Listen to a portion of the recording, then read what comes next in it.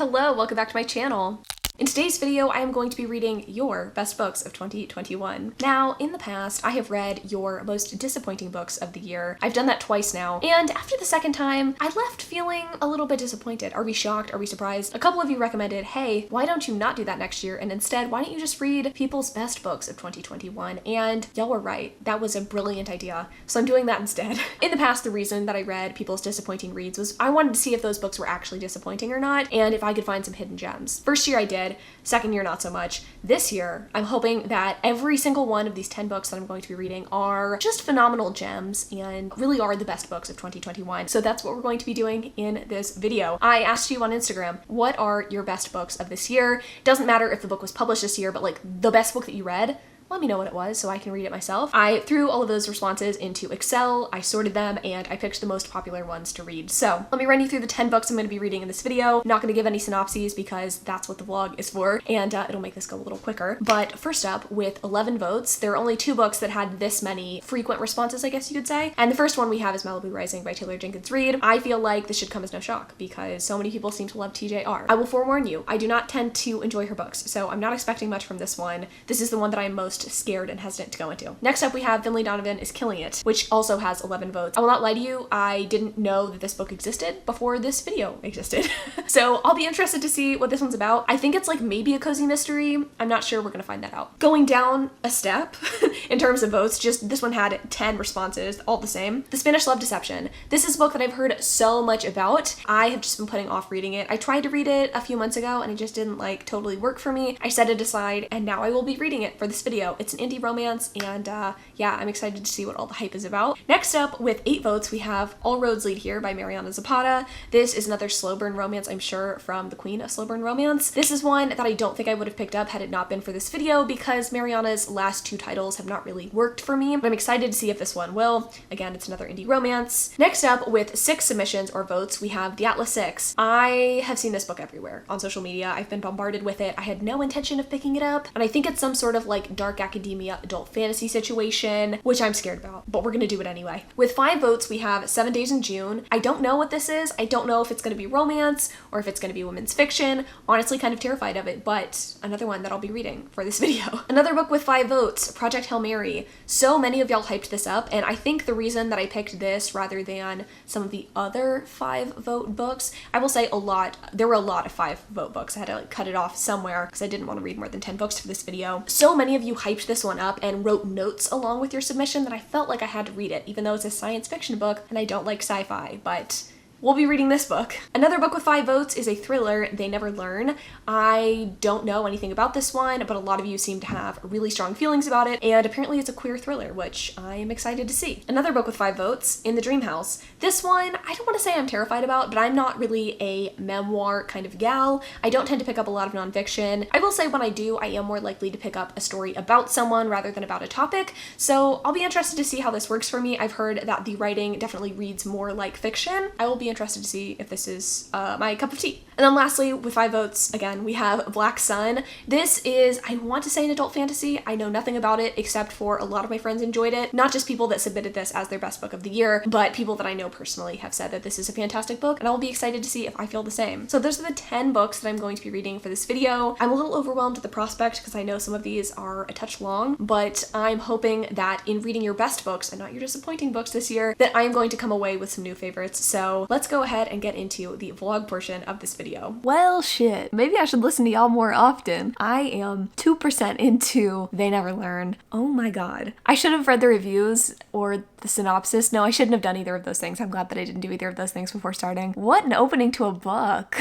I decided that I wanted to read a thriller. I am working on another vlog right now. If you're watching this, happy December. It's September right now as I'm filming. But I was like, you know what? I have this off of hold from my library. I want to read a thriller. Let's do it. Phenomenal. Breathtaking. Beautiful. This is my type of shit right here. I don't know much. I just know that the opening scene to this book is a woman, college professor, murdering one of her students for someone. Good for her.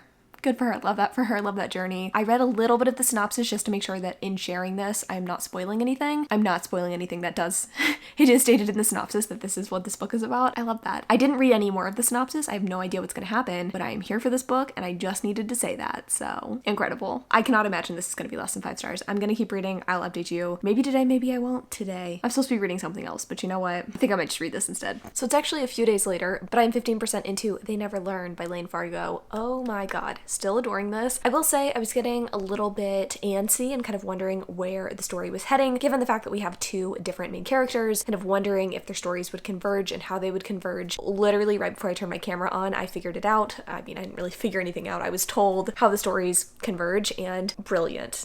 Genuinely brilliant. I am someone who doesn't necessarily enjoy certain twists in books, but this is a twist that I thought was really well done and I so appreciate it. And I feel like we're finally moving in a direction where things are going to get a little bit twisty. There's been kind of a mistake made by Scarlett the professor, and I'm curious to see kind of how she corrects the mistake that she's made. And then with Carly, we have some things kind of heating up. Her relationships are heating up in her kind of college setting. I don't even know if I talked about Carly in the last clip, but Carly is our other main character and she is just a college student at this university, but we're getting to see her and kind of her relationships unfold and how that is shaping the direction that she wants to kind of take her life in. I don't want to spoil anything, which is challenging when I'm trying to let y'all know if a book is good, especially one that was heavily recommended to me, but y'all were definitely not wrong. This is a really good book. Even if the ending completely is a fail, I feel like this is still going to be probably a 4-star thriller for me. I've not had this much fun with a thriller in a while. So I am going to go ahead and finish this one up and then I will let you know kind of my final thoughts. I kind of wish this hadn't been my first read. I guess it's good that it'll be kind of in the top spot and this will be the book to beat, I guess, as we are ranking and going through the reads. So I'm gonna keep reading. I will be back with y'all when I'm done. Okay, so last night I finished They Never Learn. I can never remember the name of this damn book. I really enjoyed it and I think y'all did a really good job with that recommendation. I honestly, at the time of filming this clip, have no idea what the votes were in terms of rankings. I'm sure you saw that in the introduction of this video, but I'm pretty sure this one was quite high up in terms of how many times it was recommended to me, and frankly it makes sense. This was really fantastic and I think this is going to satisfy a lot of people. If you want a good for her kind of story, I think you will enjoy this. It is definitely about killing men.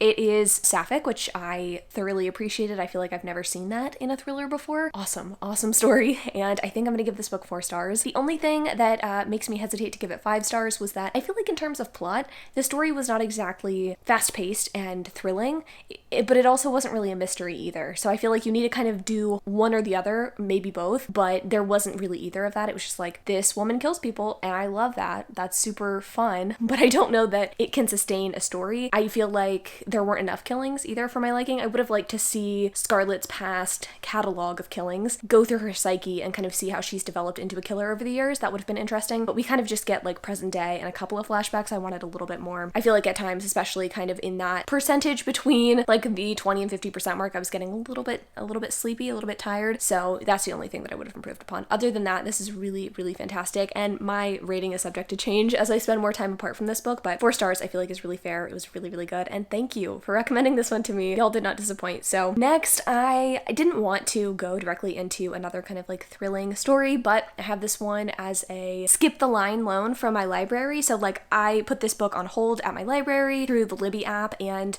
sometimes they allow me to skip the line, essentially. Instead of having to wait an additional like 3 weeks for this book, they're going to give it to me for like a couple of days to read. So I have to read this one basically before I get to any of the others, which is fine, but I just wanted to let you know that I didn't intend to read like 2 kind of thrilling stories back to back. I've started Finlay Donovan is Killing It. I am enjoying this story as well. It's fantastic. It's about Finlay, our heroine, who is going through some shit right now. She just went through a nasty divorce. Her husband was cheating on her and he is now engaged to the woman that he was cheating with. He is not treating her very well and is not doing a very good job at maintaining relationships. Like, he wants to take over full custody of his 2 children that he left behind. It's just being a general douchebag. Instead of stepping up to help Finlay, he says, you know what, you're gonna need to get a job of your own immediately, and you are going to need to support yourself. And Finlay is a writer who's currently writing a romantic suspense novel, which is super cool. I love seeing writers in stories, but she has not finished the story yet, and she is kind of running out of her advance money, so she doesn't really have enough enough money to support herself, and she's looking to make a quick buck. She's trying to figure her shit out. In overhearing one of her conversations with her editor at a Panera Bread,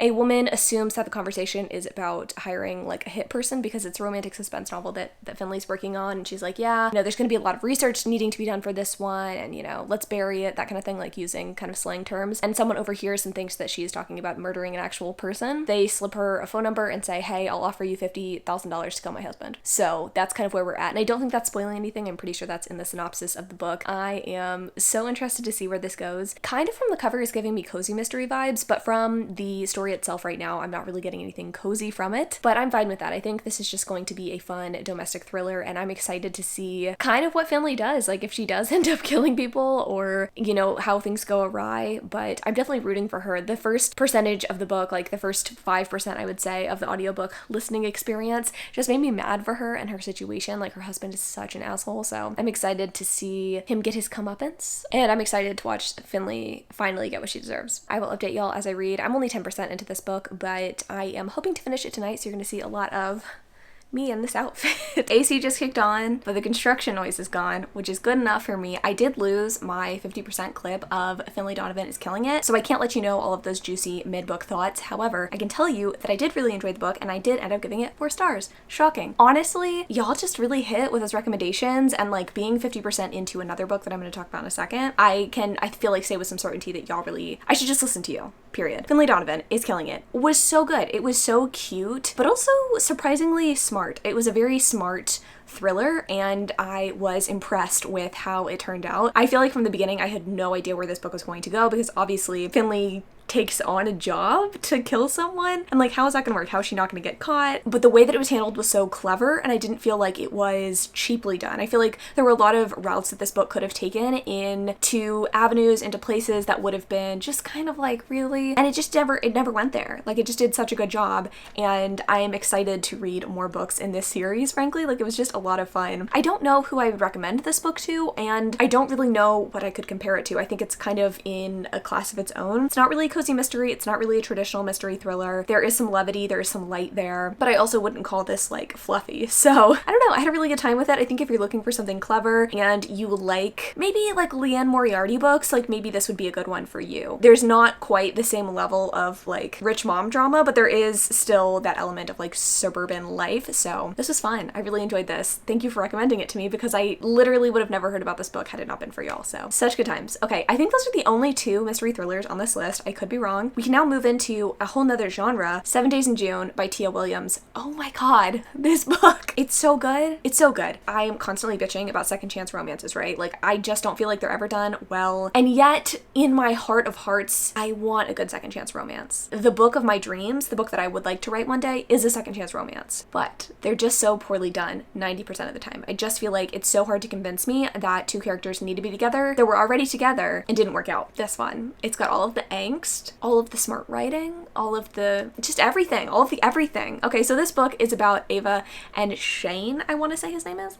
I can double check that. I have it open. Yes, Ava and Shane. They were childhood sweethearts, I guess you could say. They went to school together, and they kind of went their separate ways. We don't find this out until, I would say, about 20% into the book. We're basically introduced to Ava, her life. She is the writer of this paranormal romance series with Black main characters, which is something that is, pretty uncommon, but it has garnered her a lot of success, and she started writing this book series when she was very young, and she is kind of stuck right now. She doesn't really know where she wants her life to go, but she's dealing with a lot, and it's not all, horrible shit, but she just has a busy, complex, interesting life, and I've loved learning about her life. So she's writing this book series, even though it's not necessarily her passion project. It was something that she just kind of like cooked up one day when she was younger, published, and then it just, got big, and she's just continued to write. So she's kind of grappling with that and kind of wanting to write something different. And then we also have her dealing with her daughter, who is so funny and fun. She's like a 12-year-old wannabe psychologist, and so she offers advice to her friends and stuff, which I love, but she's getting into a lot of trouble because of this as well. So Ava's dealing with her daughter, and then she also also is suffering from chronic pain. So this is something that is very integral to the story, and I feel like it's very, very well done as someone who deals with chronic pain. Love this book. I don't understand how it's possible to balance so many different things and make them all so successful. The character relationships are amazing. The burgeoning romance between Shane and Ava that's going to come back into play, loving it. The flashbacks are masterfully woven in and don't feel jarring at all.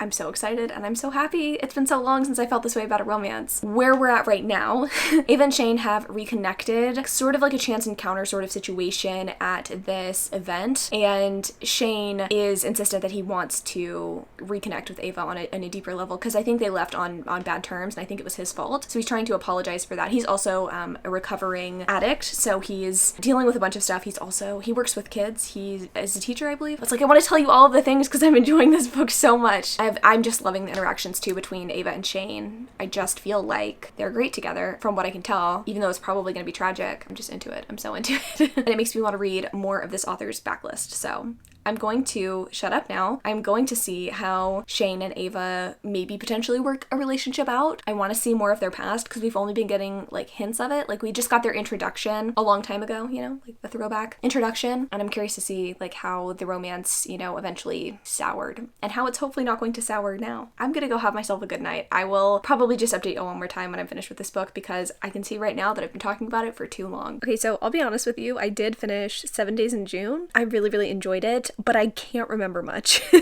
It's been at least a month since I finished that book, which is wild, but I have such fond memories of it. I'm pretty sure I gave it either 4 or 5 stars on Goodreads, and I feel like the way the story is written really sold it for me. I feel like if someone else had written this story, had written this plotline, I probably wouldn't have been as invested, but something about the writing of this really worked for me, and I think having it be sort of a second chance romance thing worked for me too, which I never feel like that is the case. I normally don't like second chance romances, but this is really, really good, and I totally understand why y'all loved this book. I think I already mentioned it before, but I really am so grateful for y'all for putting this book on my radar. I had no idea this book existed. I definitely would not have picked up this book based on the cover. So 10 out of 10, y'all are really just killing it with these choices and with these recommendations. I don't know if I was thinking about this when I started this video. To be frank, I have not done the intro for this video yet. I just kind of started vlogging, but I want to rank these books in order of how I am enjoying them, especially compared to y'all's votes, I guess, for these books. We can do the vote comparison at the end, but I'm gonna rank so far the 3 books that I have read. So I'm gonna put 7 Days in June at my number 1 spot. I feel like it really knocked my socks off. It's a romance, like I feel like that makes sense. It'd be my number 1 so far. Then I was kind of at a toss-up between They Never Learn and Finlay Donovan, but I think I'm gonna put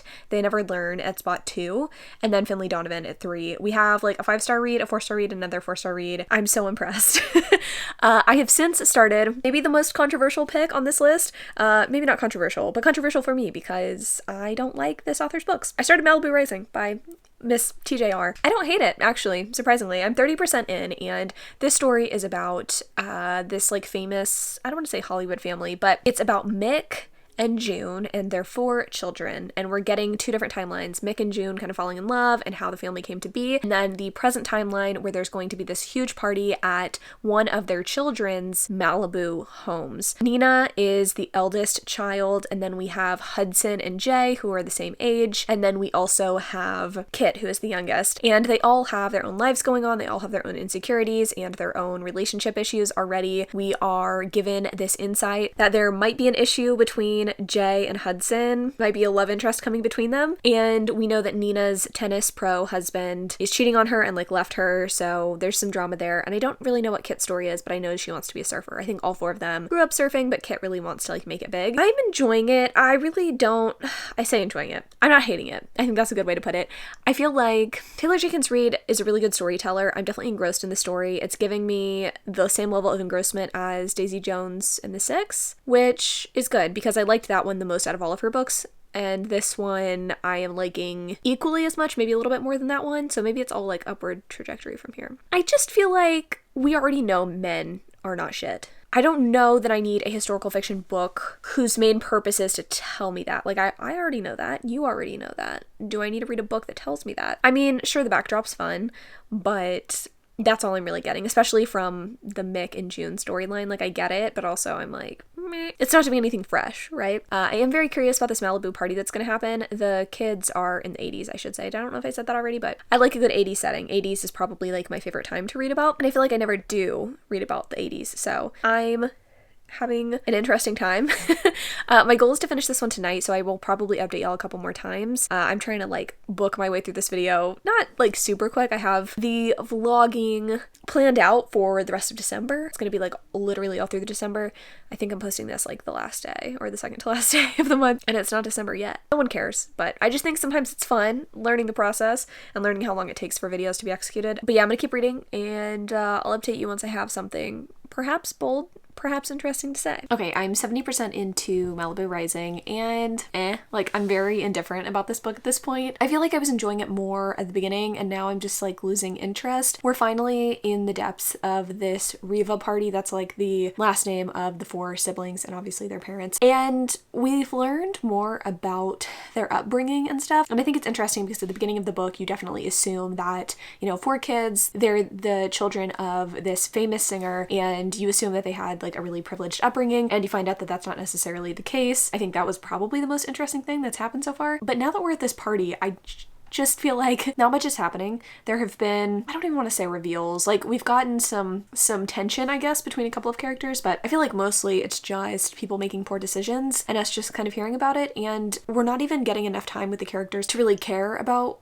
what's happening to them. Like, we are learning a lot about the attendees of the Riva party, but we're not really getting a lot of the Rivas. We just got a scene with Nina and a new character, but other than that, we really haven't had anything like meaningful or impactful happening at this party, even though I feel like that's sort of the whole point of the book. I'm just like, I'm very whatever about this book at this point. I'm just gonna leave it here, and I will finish it tonight and update you tomorrow on my final thoughts. But for it being the most voted for book, I did just check. I mean, I'm not understanding. A lot of my Goodreads friends gave this book like 3 stars and said either this was better than Daisy Jones or not as good. I feel like more towards the not as good side. So I guess I'm not like surprised, but so I have a lot of thoughts and feelings. I finished Malibu Rising a couple of days ago. It feels weird to be talking about this book in a vlog when I already finished the book and talked about it in its entirety in a different video, but 2 birds, 1 stone, we love to see it. This was like a 2.5, 3-star read for me. It was perfectly fine. I just feel like the ending sort of squandered any potential that this book could have. I was excited about that 80s setting. I was really excited to see this family saga unfold, especially since I feel like I had preconceived notions going into it, and or I thought that, you know, these were going to be like spoiled nepotism babies, and that wasn't really the case, and I liked that. I liked the twist. I liked certain elements of the book, but the execution in the end, ooh, I did not like it. I didn't feel like any of the storylines that we had been getting were properly wrapped up, except for the one between the kids and their dad. And frankly, with a guy who just like hasn't been in their lives the entire time, I didn't feel like he really deserved any page time. And if he did, it should have been like 1 or 2 pages, and they should have just been like, fuck you, dude. And then we could have had other resolutions. Didn't love it. And this is easily my least favorite of the books that I've read for this video so far, but I think this is probably going to be the only dud. I don't want to say that, I don't want to speak too soon, but I'm pretty sure that this is going to be the biggest dud of all of them. And a 2.5, 3-star is really not that bad. So, you know, I will just chalk it up to a difference in opinions and difference in reading enjoyment, which I mean, that's kind of the whole video, right? Like, sometimes y'all enjoy things that I don't enjoy, but I just don't really like TJR books, and this was just proof of that. So, switching gears, I ended up starting The Spanish Love Deception. I tried to pick this book up earlier this year. I got an advanced reader copy, and I was really excited to pick it up because I had been hearing good buzz about it. I really like the author's Instagram account. I feel like she always has like really aesthetic stuff to post, and she just seems super sweet. So I was excited to receive a copy. I was excited to read it, but getting a couple of chapters in, I was having a hard time getting through some of the writing. The writing felt a touch clunky to me, I'll be honest with you, and on top of that, I just wasn't completely gelling with our main character, and I feel like that can really take me out of a romance if I'm not connecting with the heroine, because usually we're seeing things through their eyes, and that's definitely the case. I don't know if there's ever going to be a perspective change, but right now this is just a first-person singular POV story. Anyway, the first time I attempted to read it, it just didn't go so well. I don't know that the second time is going much better, I'll be honest with you. I'm 5 chapters in. I managed to snag a copy of the audiobook, which I think is a much better way for me to consume the story. I think viewing it with my eyes, not the best. The first sentence or two, honestly, of this book, I had to reread a couple of times to understand if it was grammatically correct. Not to nitpick, but like that really hurt my brain a little bit. So the audiobook is good. The story I don't know that I love, I'll be honest. We have our main character, Catalina or Lena, and she's an engineer at a firm, I think in New York City.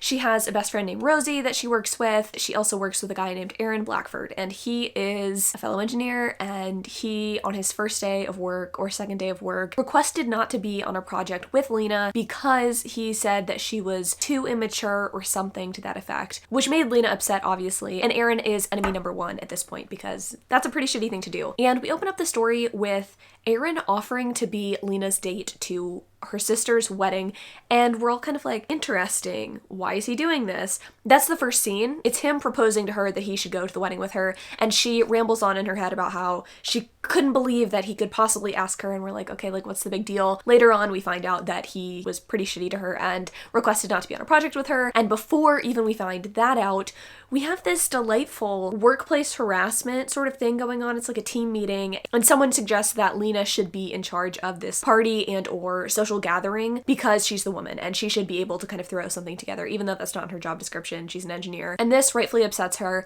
There is some name calling going on. The guy who suggested that Lena be in charge of the party planning calls her sweetie, and no one speaks up except for Aaron at the very end. Here's the deal. Here's really what I'm feeling right now. There's enemies to lovers, and then there is egregious faults, and I'm kind of feeling like Aaron is on the egregious fault side. I think there's going to be some sort of redemption of him, and or we're going to find out later that he didn't actually request not to be on a project with Lena because she's incompetent. It's because he liked her or some shit like that. But the fact that he wasn't willing to stand up for her immediately when shit started going south in this workplace harassment scene kind of pissed me off. Additionally, I felt like it read like a training video for workplace harassment. Not saying these things don't happen, they totally do, just the way that the scene was executed was a little weird. Overall, my reading experience is a little weird thus far, and I'm only a couple of chapters in, so I don't want to say that this is the worst book ever or that it's horrible. Writing style is really not unenjoyable when I'm listening to it. I'm having a fine time, but I just feel like I wanted to point those things out because everything that I see about this book is really, really, really positive.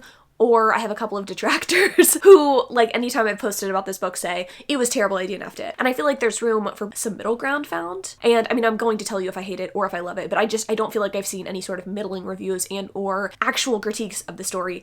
And I want to bring that to you. And that's kind of where I'm at right now. So, hope that wasn't too rambly. Hopefully I was able to get my point across. I'll update you again at 50%. Hopefully things have gotten better and I'm just like so in love with Aaron. Am I going to say anything of value in this 50% update? No. I don't know. I can't tell if it is just my depression-based apathy or if I'm just not vibing with this book. It's not terrible or anything. Like, looking at it objectively, looking at it on the surface of the components and the tropes that it has, it seems like everything that I should like, but I'm just not really loving it. I think the biggest thing for me is something I mentioned previously. It's just the maturity or lack thereof of Lena. She's so obtuse, and I get that that's part of the story, but I feel like other stories do it a little bit better, like The Hating Game, for instance. I feel like the reveal that Josh was really into Lucy was impactful because you didn't really see it coming. In this book, you see it coming the entire time. The reveal hasn't even happened, which makes sense because we're 50% into a slow burn romance, but I just feel like it's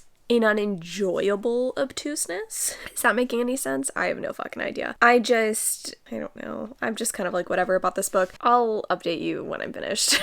Okay, so I finished The Spanish Love Deception last night. It didn't really improve for me, I'm gonna be honest with you. There were a few bright spots, and I definitely want to read more books by this author in the future. I just feel like this one was lacking some of the polish of books that I am used to reading, and that's not really a huge deal, I guess, in the big scheme of things. I mean, it's a big deal in that it really affected my enjoyment of the story, but it's not such a big deal that I wouldn't want to read more from this author in the future. I could see little nuggets of goodness. There were a few different times where our hero says some stuff that I was was like, wow, that's kind of hot. But ultimately, I feel like the heroine was just a little irritating and a little too introspective for my taste. I feel like if you really like Mariana Zapata books, this is probably a really safe bet for you. I feel like the older I get and the more romance I read, I'm starting to find that the love that I had for slow burn romances is kind of dissipating. And I don't know if that is just a result of me not finding the right slow burn books for me, or if I like would go back and read some of my old favorites, if they would still hold up. I don't really know kind of where I'm at with that. I just know that this didn't ultimately work for me, and that kind of sucks. I wanted to love this one as much as a lot of y'all do. It was not a perfect romance for me. That's where I'm at with it.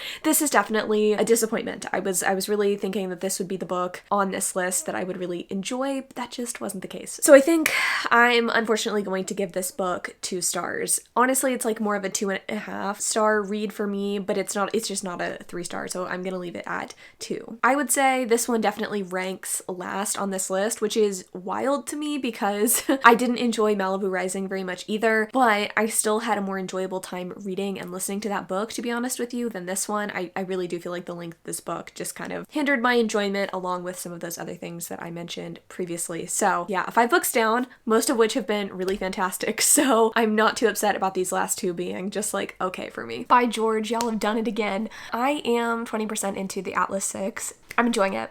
Are we surprised? I'm sort of surprised. Anything that is book talk related, I tend to steer clear of. I like my TikTok to be a space free of books. I just like it that way. But the Atlas 6 has popped up on my TikTok a couple of times, and I just always assume that the recommendations there are not things I'm gonna vibe with. I just read the Inheritance Games, did not vibe with that. I've yet to find a good recommendation from TikTok. Anyway, this is good, and y'all did a good job picking this. Where to start, where to begin? I had no idea what this book was about going in, and I think that is the perfect way to enter the story. I think if you enjoyed Ninth House by Leigh Bardugo, you will likely enjoy this book as well. It has a similar tone to it, a similar vibe. I don't know how to really pinpoint that, except for it's a very specific kind of dark academia that I like. The story is about 6 people selected to work, apprentice, and or compete for the 5 spots to be like keepers of the Library of Alexandria. In this society, not everybody, some people have magical abilities,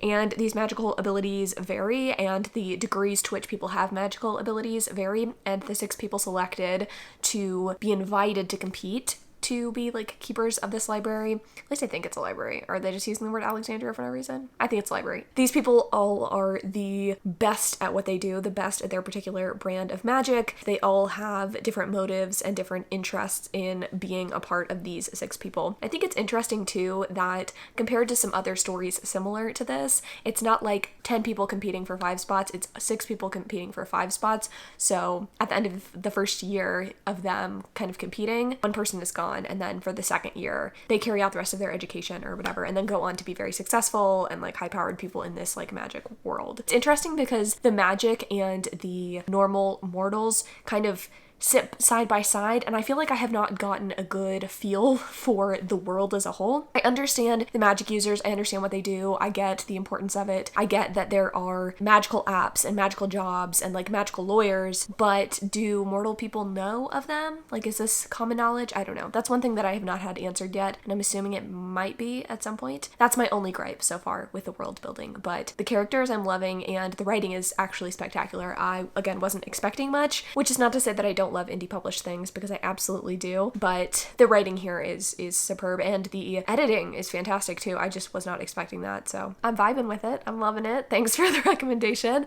After 2 duds, I needed something to lift my spirits. I kind of want to like say who I like best so far. It's hard to say, to be honest, since I'm not that far into it, but I also love everybody. I don't really like, is her name Parisa? Don't really like her very much. I don't really care about Tristan. He's a little too angry for me. I already really like Callum. I like blondes, so are we surprised? Also kind of like the Libby-Nico dynamic. Like, I love good enemies to lovers. I'm going to shower. Clearly I need to do that. I'm also going to come back makeup list to update you at the 50% mark, because I want to keep reading this book, which I think says a lot because I don't vlog without makeup on. So y'all were just gonna conveniently forget to tell me that there's a fucking threesome in this book. I'm not mad, but I am surprised.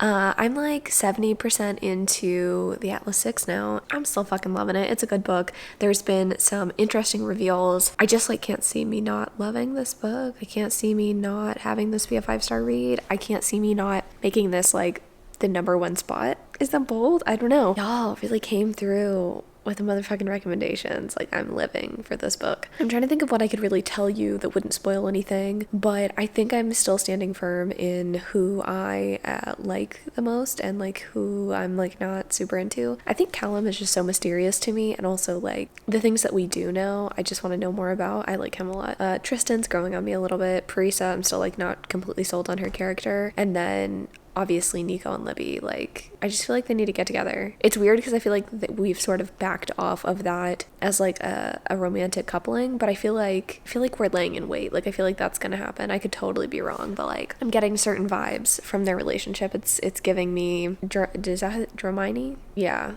those vibes. You know? Living, loving, laughing, all of the things. The one thing that I do want to know though is more about Libby's boyfriend. That's all I'm gonna say. This update's pretty pointless because, again, I don't really want to spoil the plot of the book, but I'm intrigued and there's so many secrets, and I want this book in hardcover, and I'm ready for the second book to come out in October, and that's it. Okay, I'll update you when I'm done. Okay, I finished the Atlas 6. It was so good. I am shocked, like genuinely shaken up in my core. I am shocked. This is my most surprising book of the year. I'm gonna say it right now. I did not expect to like this. I kind of have I don't want to say dubious, how about tenuous relationship with dark academia. Loved Ninth House. That's kind of the only dark academia book I've liked. Ace of Spades was also good, but like, just generally speaking, I feel like they tend to be too pretentious. They tend to be too, this one was a little pretentious, but like, I ate that shit up. I love the characters. I love the dynamics. I love the twists. I love the world. I love everything about this book. What the fuck? Literally, what the fuck? I'm so pleased. Thank you so much. Thank you so much for making me read this book. I probably would not have picked this up on my own. The cover was appealing. Everybody like hyping it up was appealing, but I'm not gonna lie, seeing this on Book Talk against my will made me not want to pick it up, and I knew that I wasn't going to pick it up had it not been for this video, so y'all fucking rock. I said it in another video. I had a whole thank you video, but this book is really what cemented that for me. I'll be honest with you.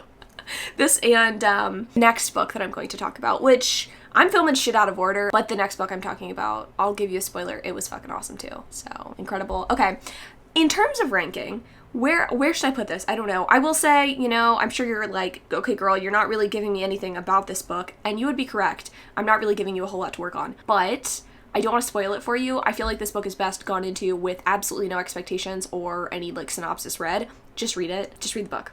Read the book. Where am I going to rank this? It's going to be a number 1. I'm as shocked as you are. Can I be honest with you? Like, this going before a romance book? I'm shocked. So this, I'll tell you the current state of things. I'm not going to make graphics for this video. I'm so sorry. It's just not happening. In first place, we have the Atlas 6. Then we have 7 Days in June. Then we have They Never Learn. Then we have Finlay, Donovan is Killing It. Then Malibu Rising. And then The Spanish Love Deception. So overall, things are going really phenomenally. Thank you. Thank you so much. I can't do math, but most of the books have been 4 stars or above, and I'm quite pleased with that outcome. Like, I'm thriving, I'm in my element. Just feel like in the coming year, I'm just gonna read books that y'all recommend, because clearly you know more than I do. Clearly you have it figured out. So I'm happy about that. If you are looking for something good to read, pick this book up. One thing I will say before we move on to the next clip, which I already filmed, this book is fantastic, obviously fun to read, but I would say if you're looking for something easy breezy, I don't necessarily recommend picking it up immediately. I don't skim read typically, but sometimes if I'm feeling a little lazy, I will kind of briefly skim over things that are not dialogue. You cannot do that in this book. If you want to understand what's going on, each sentence is really packed with a lot. And I feel like if you want to truly appreciate everything this book has to offer, you really have to like sit down and focus. And I feel like that's maybe the case for most fantasy books, right? Like there's a lot in there. This book, I think you really need to understand the characters on an emotional level and in an interaction-y level, because there's quite a few of them to really like dive into. So I really think if you are interested in this book, make sure you set enough time aside to read it. This definitely took me longer to get through than I had anticipated. Page length is not super long, but it is kind of dense, is what I would say. So not a complaint, just an observation if you are like looking to pick this book up. So, okay, that's it. Let's move on to the next book, Project Hail Mary. Well, I'll be damned. Y'all actually got me to read a science fiction book, and I actually am enjoying it. I am like 50-ish% into Project Hail Mary. I'm enjoying it. Like, what is this? I should have known, and I should have trusted y'all from the beginning. Like, the books you recommended, for the most part, are pretty fantastic. And even the books that I didn't enjoy, I can understand, for the most part, why people like. So I'm really glad I decided to do this year instead of reading all of your disappointing reads of 2021, because that's the last thing I really needed after doing God knows how many days of Chanmas. So, this book, how to even begin to explain. It's about our main character, who is a science teacher. He is tasked with helping to save the world. The sun is slowly dying out, and it is making the temperature of Earth just a little bit cooler, and we know this is going to have dire consequences because we already know how bad the climate change crisis has been, and having these like little particles or whatever affecting the sun and affecting the way the sun is bringing light and warmth to Earth is a bad thing. So we're trying to figure out what these particles are, how we can stop the particles, and all that jazz. So I guess based on the paper that the science teacher wrote whenever he was in academia, they think that he is going to be a good candidate to help them solve this problem. And also, he's not one of like the greatest minds of academia, so he's a good guinea pig to like get to actually like look at this particle and at least get some like basic knowledge of it so that the big scientists, like the important people, can see these particles and hopefully not die. You know what I mean? Like he's the test subject. And eventually they figure out that he is actually not smarter than they thought he was, but that his knowledge is more than they had expected, and so he is brought into this project on how to basically save Earth, and the project's called Project Hail Mary. I know we're all shocked. We're getting like past timeline and how this project came to be as our main character is remembering it, and then we're also having him kind of in the present day on this spaceship all alone and eventually making contact with another spacecraft. And it is so good. It's so entertaining. I think that it straddles the line perfectly between like science and accessibility. I obviously don't know all of the science behind it, although it is explained in detail. I don't know like how possible all of these things are or not. Like I'm not sure if the science is actually something that could happen in real life, but it's convincing me that it could. So I'm liking it. It's making me feel smarter than I probably actually am. It's like surprisingly entertaining. I put my headphones in to start cleaning my house today, and I was not looking forward to it, I won't lie, but it captured my attention within the first 10 minutes of me listening, and now I just am desperate to finish it. So I never thought that this would be the book that I would be like so excited about. If anything, I feel like I should rename this video me reading the most surprising books of 2021, because I have been pretty damn surprised by every book, whether it has been positive or negative. So I'm having a good time with it, and so is Nugget. So we're gonna keep reading, and I will update you just one more time when I'm finished with this book. I'm trying to keep the updates a little bit shorter because I realized I spent so long on the Spanish Love Deception, and I don't want this video to be like 8 hours long. So I'll be back when I'm done, but I would not be surprised if this book was like a 4 or 5 star read. You know, I considered switching into another outfit for this like final clip for Project Hail Mary, but since I already told you that I had already finished this book, I figured, you know, we're friends here. That's just kind of like a flashback clip, if you will. And today, sitting here, I can tell you my final thoughts on Project Hail Mary. It was fantastic. I adore this book. I am shocked and surprised and rattled to my core, just like I was with the Atlas 6. This one maybe even more so because it is a science fiction book. That one, I just feel like was overhyped in my mind, so I was like, eh. This one, I didn't really know much about, but sci-fi, so like equal spots in my mind of just like, I don't know about these books. Why'd you put them on the list? I was scared, but they were both fantastic. Project Hail Mary, I think I cut out some of the spoilers in my initial vlog clips for this book, so I don't know how much I really told you about the story, except for there are these little particles that are tearing up the sun and making it to where there were going to be like dire climate consequences if it didn't get solved, right? I just loved this book. I feel like it was a very like realistic depiction of what this could look like, and one of the other characters in this book besides our main character like stole my heart, and I just loved the relationship that was formed, and I also liked the realistic outcome and the realistic ending to the story. Things were very positive, but it wasn't necessarily the outcome I was expecting, which I liked. I liked this book a whole hell of a lot. I'm shocked, I'm surprised, I'm rattled. It is what it is. We're gonna rank this book so I can talk about other books and not make this vlog a million years long. I'm going to put this right after 7 Days in June. I think honestly, this is probably like neck and neck. Like all 3 of my top 3, amazing, incredible. You have to go read them now. I just feel like given the topic, I think like a 3rd place spot is fine, but I liked all 3 of these books pretty much equally. I do think the Atlas 6 kind of beat out 7 Days in June, but 7 Days in June and this book are like neck and neck for me, and I feel like that's appropriate given my enjoyment of both of the books. What's interesting to me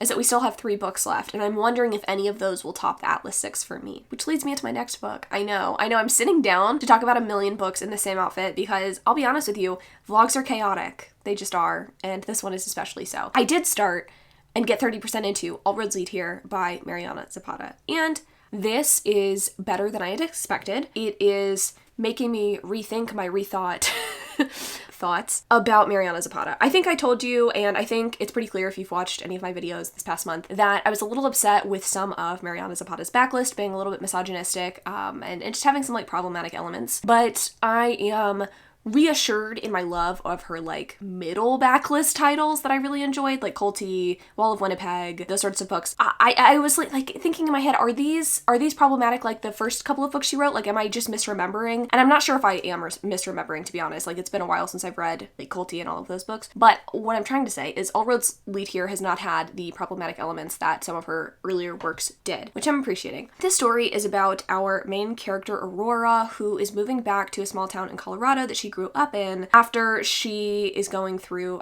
a divorce. I don't know if they were actually married, but she was with the same man for about 14 years, and he treated her like shit. I think this has been hinted at, and I don't think it's really a spoiler to say, that he is a musician. He was hiding his relationship because it just like wouldn't look good for like a rock star to like be married or like have a long-term relationship, and she was the one writing the songs for him. And I think now that they're like separated, he is desperate to get more songs from her and is like trying to kind of get back with her, not even necessarily romantically. I'm not sure, we haven't really gotten there yet, but that's her backstory. She's moved back to Colorado where she grew up because she kind of wants to be closer to her mom. Her mom went missing, and again, that's like something really early on in the book. I don't think it's a spoiler, but she went missing when Aurora was young. She went missing on a hiking trail, which is horrible, but also something that's like fairly common, so I think it's interesting to see that as backstory in a book. And she's working at kind of like an outdoors store with one of her friends that she knew in like high school, or not even high school. I don't know how long she stayed in the small town, but she knows this girl, she's working for her, and she's also living in a garage apartment that she was kind of like wrongly sold, I guess you could say, or not sold, but wrongly rented to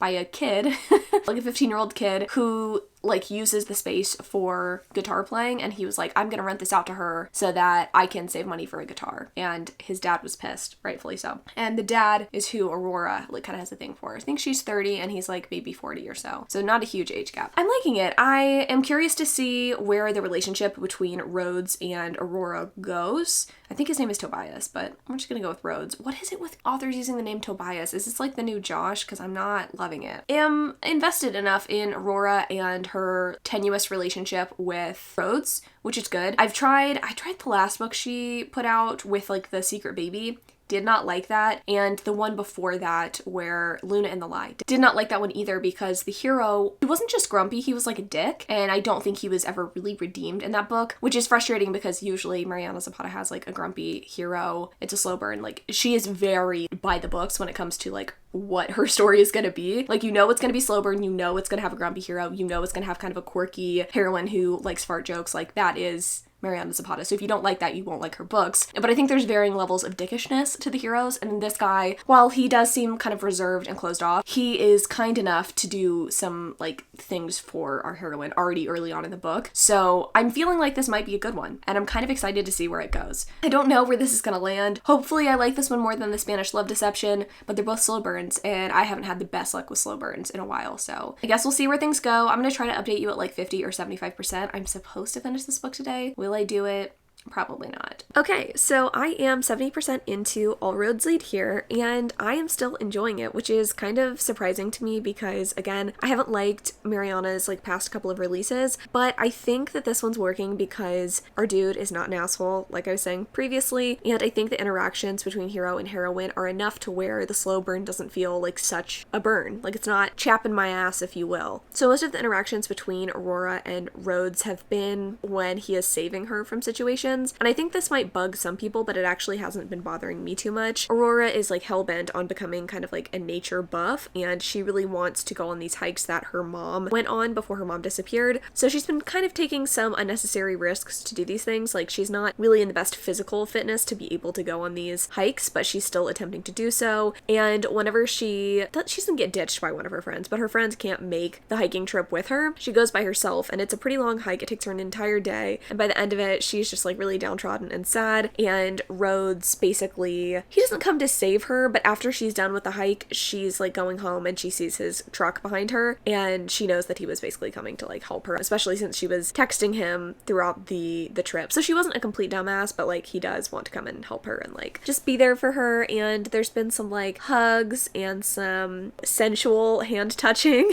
very much giving me Mr. Darcy in the 2004 Pride and Prejudice vibes. But I'm liking it. I mean, he was grumpy at the beginning, but I think he pretty quickly turned into someone who is nice and considerate, and he's definitely done a lot for our heroine without being a dick. Because again, I feel like in the other books, the heroes are like kind of caretakey, but sometimes they're still dicks after that, and that's not really the case here. So I like that. I think it's fun. I'm still having a good time. I don't know if this book is shorter than some of her previous releases, or if it's just me enjoying this book enough, but it doesn't feel like a slog to get through this many pages, which is good. I have other things to read today, and I don't want to feel burnt out after finishing this one, so I'm not too mad about it. I'm having a good time. Honestly, I wouldn't be surprised if this was another 4 or 5 star read. Like, it's a good time. So I'm just eating my words consistently in this vlog. It's like, I don't know about this, but then it becomes really good. I'll be back when I'm done. Okay, so I finished All Roads Lead Here. Apologies if I talk quickly, but I only have 10 minutes left in this vlog before it hits an hour, and I don't want this vlog to be an hour long. So I ended up really enjoying this book. I feel like the relationship between Aurora and Rhodes was really strong and built on a really good foundation. I do think that a slow burn romance really allows a good relationship to be built if that time is taken with care and, you know, the story is done well. And I think in this book, it actually was done well. Didn't love the third act conflict, but I do like that it was resolved very quickly, and overall it was just a fun story. I got through it really quickly, even though it was 500 plus pages, and I actually think I would recommend this one. So I'm going to rank this one between They Never Learn and Finlay, Donovan. Now that we have a few different 4-star reads, it's sort of hard to like figure out what goes where, but I think that this one in terms of enjoyment was just under They Never Learn. That one I got through a little bit more quickly,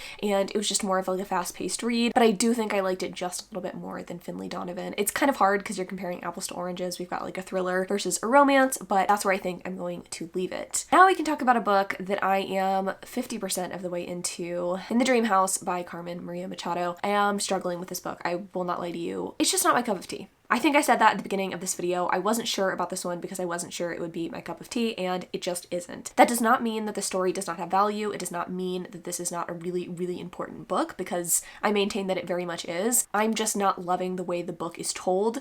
I think that the prose are not really working for me. I think the short vignettes are not really working for me. I don't know where I'd rank this. Like, I'm not finished with it. I am going to finish this book out, but I do not see my thoughts and feelings changing on it, and I just don't know, since I don't tend to star rate nonfiction anyway, like where I would put this book, and that is sort of plaguing me currently. I think if you really like diverse nonfiction, you would really enjoy this. It details an abusive sapphic relationship, and there are not very many books out there like this, so I do think it has value, and I do think it's a book that I'd recommend to people, but I can't say that it's a book that I am enjoying the reading process of. I mean, it's like a sad book, so obviously I wouldn't like enjoy the reading process, but it's just hard to get through because of the prose. The prose are very, I don't want to say purple, but they just don't work for me, and that's okay. It's okay sometimes not to enjoy the same things that other people do. That's where I'm at.